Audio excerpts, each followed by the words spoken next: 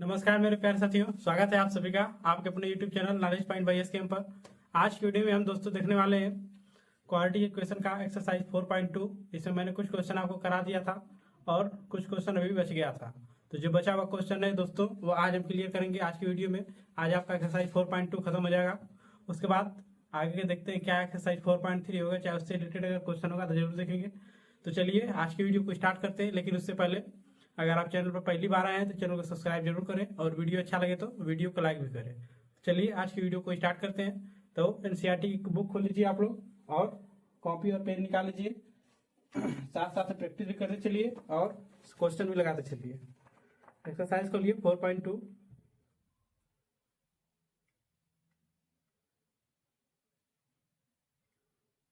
Exercise 4.2।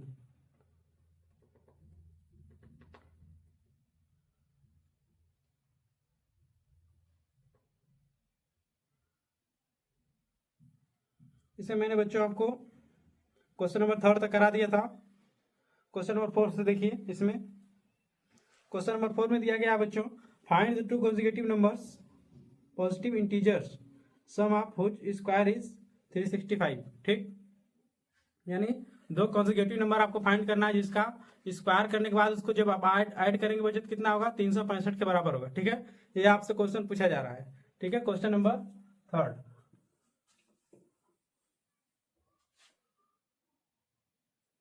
EXE मतलब बच्चा exercise 4.3 NCERT class 10। ठीक है बच्चों, क्वेश्चन नंबर 4. एक्सरसाइज 4.3 में बच्चों क्वेश्चन नंबर आपको देखना है जो कॉन्जिक्यूटिव वाला था ना, क्या सा क्वेश्चन नंबर है वो बच्चों? Question number 4 I think. हाँ, क्वेश्चन नंबर 4। पहले कॉन्जिक्यूटिव नंबर्स क्या होते हैं बच्चों ये जान लीजिए। तो कॉन्जिक्यूटिव नंबर्स बच्चों वो नंबर्स होते हैं जो एक के बाद दूसरा आता है। जिससे मान लीजिए मैं कहूँ फर्स्ट नंबर मान लीजिए 1 है, तो कॉन्जिक्यूटिव मतलब इसके बाद तुरंत जो आएगा +1 करने पर, यानी क्या आएगा बच्चों 1 करने पर 2, यानी 1 और 2 क्या आ जाएंगे एक दूसरे के कॉन्जिक्यूटिव नंबर्स हो जाएंगे। एक का कॉन्जिक्यूटिव नंबर क्या होगा बच्चों? 2 होगा। ठीक है, वैसे ही अगर मैं 3 कहूँ बच्चों तो 3 कॉन्जिक्यूटिव नंबर क्या होगा बच्चों? 4 होगा। यानी जितना कॉन्जिक्यूटिव नंबर फर्स्ट टर्म वाले उससे 1 अधिक आपको लेना है। ठीक है, यहाँ पे सबको समझ में आया बच्चों? तो आगे देखिए इसको कैसे करना है आपको। क्वेश्चन 4 2 का 4th पार्ट है बच्चों। ठीक है, 4th पार्ट। तो इसमें क्या करेंगे बच्चों? लिखिए let suppose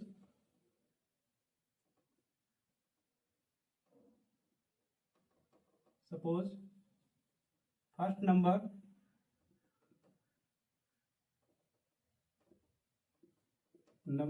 equal to x। ठीक बच्चों,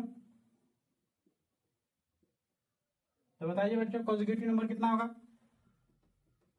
CONS में लिख रहा हूँ। ठीक है बच्चों, उसका मतलब कॉन्जिक्यूटिव नंबर क्या होगा बच्चों? x+1, यानी जितना नंबर है उससे एक अधिक। ठीक है, यहां तक सबको समझ आया? अब अकॉर्डिंग टू क्वेश्चन क्या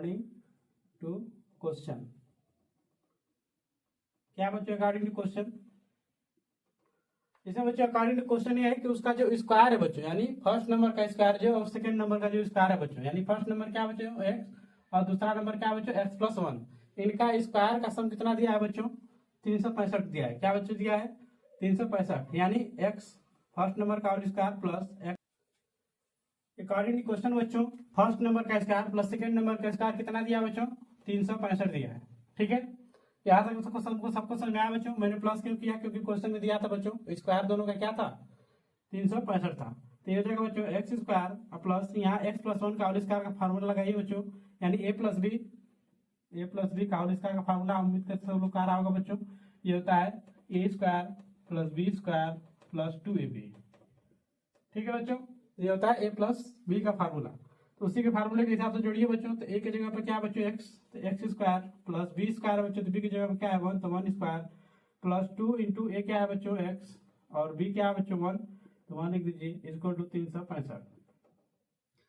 x कितना आ जाएगा? x² प्लस x² कितना आ जाएगा बच्चों? 2x² plus 2 into x 2x बच्चों प्लस 1 इक्वल टू 365। अब हो जाएगा बच्चों 2x² plus 2x minus 364 equal to 0। ये हो गई बच्चों आपकी इक्वेशन। ठीक, अब 2 दोनों सब में कॉमन आ रहा है बच्चों, तो 2 से सबको कॉमन कर दीजिए, काट घटा दीजिए यहाँ से। तो क्या हो जाएगा बच्चों, यहाँ से ये हो जाएगा x square plus x plus 364 भागे 2 करेंगे बच्चों, तो कितना होगा, मैं आपके लिए कर दे रहा हूँ यहाँ पर। तो जगह 2 कम 2, ये बच जाए 1 16 2 8 16 4 2 4 जा 2 2 जा 4 यानी 182। ठीक है बच्चों, 182 इक्वल टू 0 हो गया बच्चों यहाँ तक। अब इसके आगे क्या करना है बच्चों, इसके आगे आपको कुछ नहीं करना बच्चों, आपको गुणनखंड आ गया। एक्स का वैल्यू निकाल लीजिए बच्चों। एक्स की वैल्यू कैसे निकालेंगे आप, एक्स की वैल्यू निकालने के लिए बच्चों मैं यहाँ पर कर रहा हूँ, आपको क्या करना है, आपको मैंने कहा था बच्चों कि जब ये लंबा है आपको समझ में ना आए कुछ नहीं क्या करना है, तो आप क्या करिए, इसका एलसीएम जिस तरह से आप निकालते हो वैसे ही निकालिए। तो 182 यहाँ लिखिए और इसको एलसीएम की तरह से करिए, 2 9 जा 8 2 1 जा 2 और उसके बाद 7 तो हो जाएगा 30, फिर ये 30 से कट जाएगा। ठीक, क्या आ जाएगा बच्चों, ये आ जाएगा 1। अब क्या करना है बच्चों, आपको मल्टीप्लिकेशन में ये लाना है, एडिशन में ये कर लाना है। एडिशन चाहे मल्टीप्लिकेशन करके क्या करना है बच्चों, ये वाला करना है। एडिशन या सब्ट्रैक्शन या घटा या जोड़ को भी कुछ भी करके क्या लाना है बच्चों, आपको यहाँ पर एक एक्स बचना चाहिए बच्चों, और यहाँ पर क्या आना चाहिए, 182 आना चाहिए। ठीक है, क्या आना चाहिए बच्चों, 182। लेकिन ये प्लस में नहीं है बच्चों, यहाँ पर ये देखिए माइनस में है, तो यहाँ भी ये भी इसमें होगा बच्चों, माइनस में होगा। ठीक है, सबको समझ में आया माइनस मैंने क्यों किया, क्योंकि ये यहाँ पर भी माइनस था बच्चों, तो भाग देने के बाद भी माइनस में ही बचेगा यहाँ पर। ठीक है, तो क्या होगा बच्चों, ये हो जाएगा एक्स स्क्वायर। अब 4 7 2 14 और ये 13। अब देखिए क्या एक्स आ रहा है, इनसे मूव करने से 14 माइनस अगर 13 करेंगे बच्चों तो ये 1 के इक्वल आ रहा है। देखिए इसको मल्टीप्लाई करेंगे बच्चों, तो 14 माइनस 13 तो ये एक्स इक्वल आ रहा है, यानी 1 आ रहा है बच्चों। 1 यानी 1 में एक्स का गुणा करेंगे तो एक्स यानी वाली चीज मिलेगी बच्चों, और मल्टीप्लिकेशन करने के बाद ये भी आ जाएगी अपोजिट साइड लेते हुए। तो क्या आ जाएगा बच्चों, x square plus 14x minus 13x minus 182 equal to 0। ठीक है बच्चों, अब x कॉमन ले लीजिए बच्चों यहाँ से, तो हो जाएगा x प्लस 14, यहाँ पर माइनस 13 कॉमन ले लीजिए बच्चों। 13 कॉमन लेंगे बच्चों, तो यह हो जाएगा x प्लस 14, ये हो जाएगा बच्चों, तो हो जाएगा x प्लस 14 और ये हो जाएगा बच्चों x माइनस 13। ठीक है बच्चों, यहाँ से इक्वल टू 0 कर दीजिए बच्चों, यहाँ से 0 कर दीजिए। ठीक है, तो क्या हो जाएगा बच्चों, ये x इक्वल टू माइनस 14 आएगा पहला इसका, और इसका क्या आएगा बच्चों, x इक्वल टू 13। ठीक है, इतना सब समझ में आया सबको, मैं इसको यहाँ लिख दे रहा हूँ बच्चों। ठीक है, x square plus x minus 182। ठीक है, इक्वल टू 0। अब क्या करना है बच्चों आपको, अब इसमें दो वैल्यू आएगी बच्चों आपकी। देखिए अगर कंजुगेटिव वैल्यू अगर x लेंगे आप, नंबर अगर x लेंगे बच्चों, तो x इक्वल टू अगर 30 रखेंगे बच्चों आप, तो जो कंजुगेटिव नंबर होगा क्या होगा बच्चों, x प्लस 1 यानी ये 14 होगा। सबको समझ में आया बच्चों, अगर x की वैल्यू अगर आप 13 लेंगे तो वो नंबर क्या होगा बच्चों, 13 और 14 होगा। अगर आप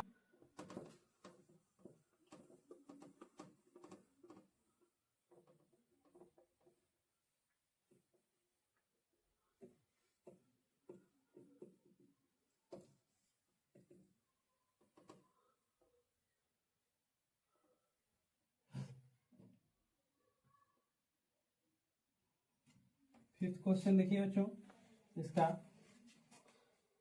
फिफ्थ क्वेश्चन है बच्चों, the altitude of right angle triangle is 4 centimetre less than its base. ठीक है बच्चों, if hypotenuse is 30 centimetre find their other two side. ठीक है बच्चों, क्या दिया गया बच्चों आपको क्वेश्चन नंबर फिफ्थ में,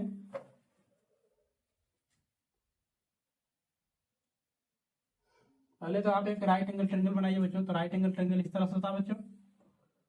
ठीक है, क्या चीज सबको समझाइए बच्चों, ये होता है राइट एंगल ट्रायंगल बच्चों। इसमें जो हाइपोटेनस है बच्चों, ठीक है, वो कितना है 30 सेंटीमीटर, यानी क्या है बच्चों 30 सेंटीमीटर। और क्या दिया है बच्चों आपका,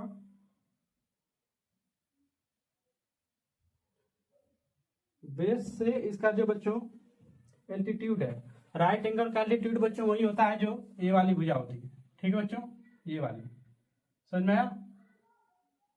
ये वाली क्या है बच्चों, एल्टीट्यूड है। एल्टीट्यूड किसे कहते हैं बच्चों, अगर याद ना हो तो मैं बता दूंगा आपको। ये त्रिभुज अगर खींच लिया बच्चों ट्रेंगल, ये ट्रेंगल हो गया बच्चों। अगर यहाँ से आप 90 डिग्री पर बच्चों कोई एक लाइन खींचेंगे जो कि किस पर गिरेगी बच्चों, 90 डिग्री पर। ये जो लाइन होती है बच्चों ये एल्टीट्यूड होता है आपका। ठीक है, लेकिन राइट एंगल में क्या होता है बच्चों, तीसरी भुजा जो होती है खुद ही एक राइट एंगल ट्रेंगल होती है। ठीक है, तो इसमें जो एल्टीट्यूड होगी बच्चों ये आपकी क्या हो जाएगी बताइए, ये आपकी जो क्या दिया है इसमें एल्टीट्यूड, यानी ये जो वाली जो लाइन होगी बच्चों यही क्या हो जाएगी आपकी एल्टीट्यूड हो जाएगी। ठीक है, यहाँ तक सबको समझ में आया। किसी भी एंगल का आप एल्टीट्यूड कैसे निकालेंगे बच्चों, ट्रेंगल का ट्रेंगल बनाइए, उसके ऊपर से किसी एक भुजा से आप, कोई जरूरी नहीं बच्चों को ऊपर से खींचेंगे, नीचे से भी आप खींच सकते हैं। तो 90 डिग्री यहाँ पर जाकर गिरेगा बच्चों वो आपका क्या होगा एल्टीट्यूड होगा। तो इस केस में इसका एल्टीट्यूड क्या है बच्चों, इसमें एल्टीट्यूड है बच्चों आपका, पहले तो बेस मानिए बच्चों, तो बेस मान लीजिए एक्स। तो एल्टीट्यूड कितना दिया है बच्चों, बेस से 7 कम दिया है। ठीक है बच्चों, क्या दिया है बेस से 7 कम, यानी क्या हो जाएगा x माइनस 7। ठीक है बच्चों, समझ में आया सबको। मान लीजिए ए बी और ये सी है। ठीक है बच्चों, तो अगर ये बेस आपका x है बच्चों, तो जो एल्टीट्यूड कितना दिया बच्चों 7 कम दिया है, और हाइपोटेनस आपको दिया गया साथ में। ठीक है, अब इसको सॉल्व कैसे करेंगे बच्चों, तो इससे पहले लिखिए लेट सपोज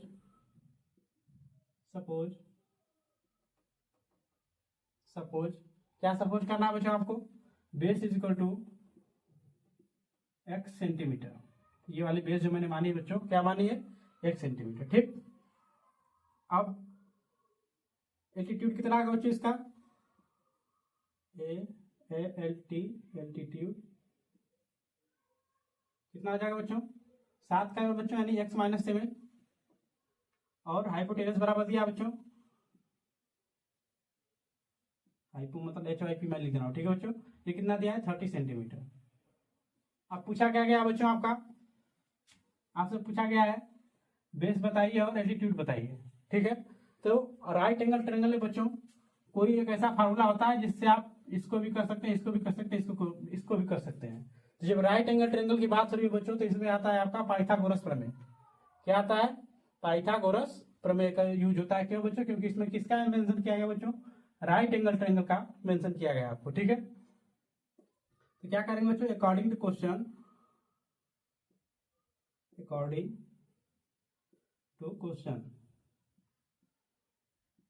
क्या करना है बच्चों आपको, अकॉर्डिंग टू क्वेश्चन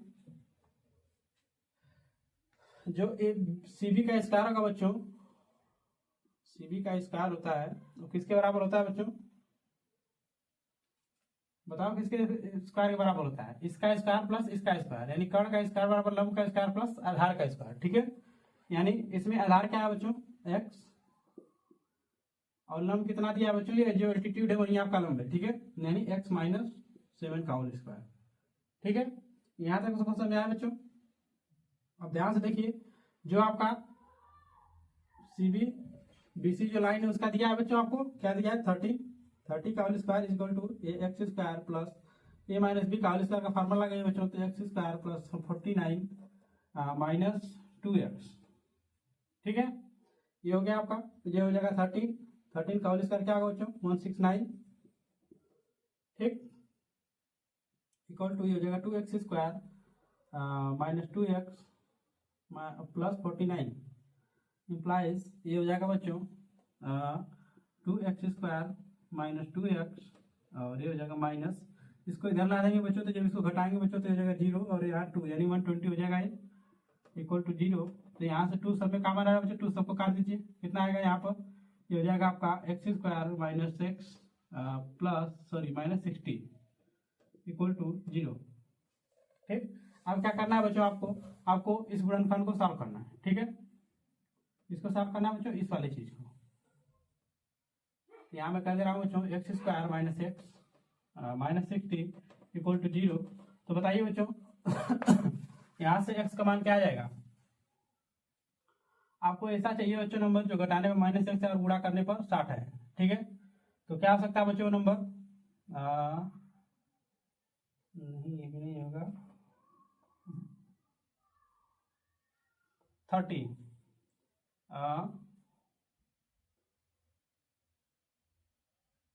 इसका एलसीएम भी निकाल लीजिए। तो 13 30 होगा ना, 30, फिर 2 से काटिए बच्चों 15, ये हो जाएगा। फिर 3 से काटिए 5, फिर ये 5 से काट दीजिए 1। ठीक, ये हो गया बच्चों आपका।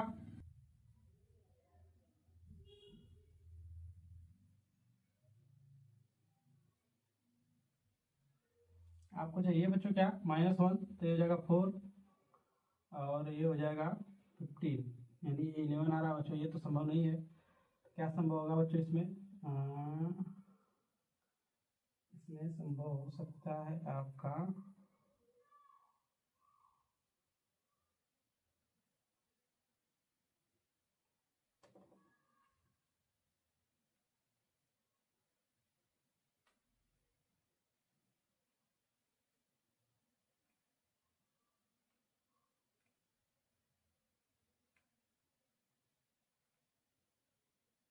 ओहो, यहाँ पर मिस्टेक हुआ बच्चों। देखिए यहाँ पर 2x नहीं होगा बच्चों, ये -14x होगा। ठीक है, क्या होगा बच्चों? -14x, क्योंकि 2 इंटू ये होता है बच्चों x, और b क्या बच्चों -7, तो ये कितना आ जाएगा, सॉरी 7, तो ये हो जाएगा 14x। ठीक है, तो यहाँ पर मैं मिस्टेक कर रहा था बच्चों, तो इसको यहाँ पर सही कर लीजिए। यहाँ पर आप तो आराम से हो जाएगा ये। ठीक है, कैसे होगा बच्चों? इसको तोड़ लीजिए x², आप इसको तोड़ने के बाद यहाँ पर 14 लाना है बच्चों आपको। ठीक है, 14 यानी ये तो 14 होगा बच्चों। तो जब ये 14 होगा बच्चों, तो यहाँ पर आप 2 से काटेंगे तो यहाँ पर 7 होगा। ठीक है, तो आपको यहाँ पर बच्चों आप 7x होगा। ठीक है, कितना होगा? 7x। क्या सबको समझ में आया यहाँ तक? 7x कैसे आया बच्चों? यहाँ तक बच्चों ये आएगा 14x, लेकिन जब मैं 2 से काटूंगा बच्चों तो x² -7x -60 हो जाएगा। ठीक है, सबको समझ में आया यहाँ तक? आप इसका 60 को तोड़िए बच्चों, तो हो जाएगा 9 4 या 12, 12 -5, हाँ 7 आ जाएगा। ठीक है, ये हो जाएगा -12x + 5x -60 = 0।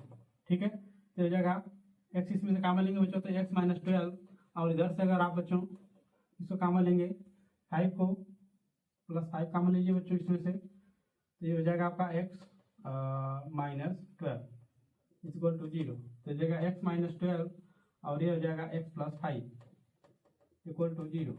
तो जाएगा बच्चों x = 12 और -5। इसमें से कौन सा बच्चों वैल्यू लेना है आपको? पॉजिटिव वाली लेनी है। क्यों पॉजिटिव वाली? क्योंकि डिस्टेंस कभी बच्चों क्या होती है?